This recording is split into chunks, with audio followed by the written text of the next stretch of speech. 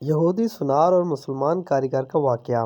پرانے وقتوں کی بات ہے کہ ایک یہودی کے پاس ایک مسلمان جواہری ہیرے تراشنے کا کام کیا کرتا تھا، جو اپنے کام میں ہنرمند اور حد سے زیادہ ایماندار تھا۔ یہودی اس سونار کی کاریگری سے بے تحاشا نفع کمانے کے باوجود بھی اسے مناسب معاوضہ ادا نہ کیا کرتا تھا، جس کی وجہ سے وہ بمشکل اپنے گھر کا خرچہ پورا کرتا تھا۔ اس طرح کام کرتے کرتے اس نے عمر گزار دی اور وقت گزرتے ہی اس کی بیٹی جوان ہو گئی۔ وہ اپنی قلیل آمدنی میں سے کچھ بھی جمع نہ کر سکا۔ بیٹی کی شادی کے لیے سونار مسلمان نے یہودی سے کچھ رقم بطور ادھار مانگی۔ کروڑپتی ہونے کے باوجود یہودی نے رقم دینے سے معذوری ظاہر کر دی، جس پر سونار اپنی قسمت کو برا بھلا کہتا ہوا گھر لوٹ آیا۔ رقم ادھار نہ ملنے پر بیوی نے سخت ناراضگی اور طعنوں سے اس کا استقبال کیا۔ پریشان حال بیچاری ساری رات سوچتا رہا کہ بالآخر اب کیا ہوگا۔ دوسرے دن وہ دکان پر کام کے لیے نہ گیا۔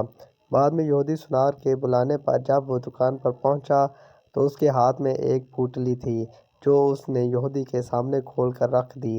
اس میں بیش و قیمت ہیرا دیکھ کر یہودی سوالیا نگاہوں سے کاریگر سونار کی طرف دیکھنے لگا۔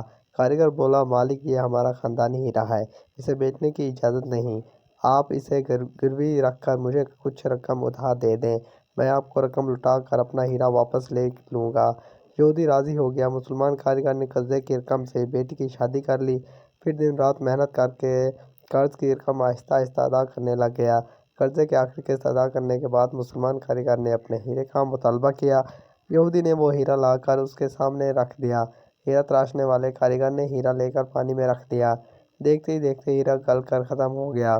ہیرا تراشنے والے کاریگر نے کہا، مالک، یہ مصری ڈلی تھی، جسے میں اپنے فن سے ہیرے کا اس طرح سے روپ دیا تھا۔ آپ جیسا سونار بھی دھوکہ کھا گیا۔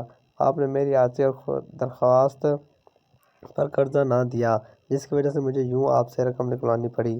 میں مسلمان ہوں، اس لیے بھاگا نہیں۔ اب آپ کی پائی پائی ادا کر کے سرخ روح ہو گیا۔ افسوس کہ آپ نے میری قدر نہیں کی، اس لیے ملازمت چھوڑ کر جا رہا ہوں۔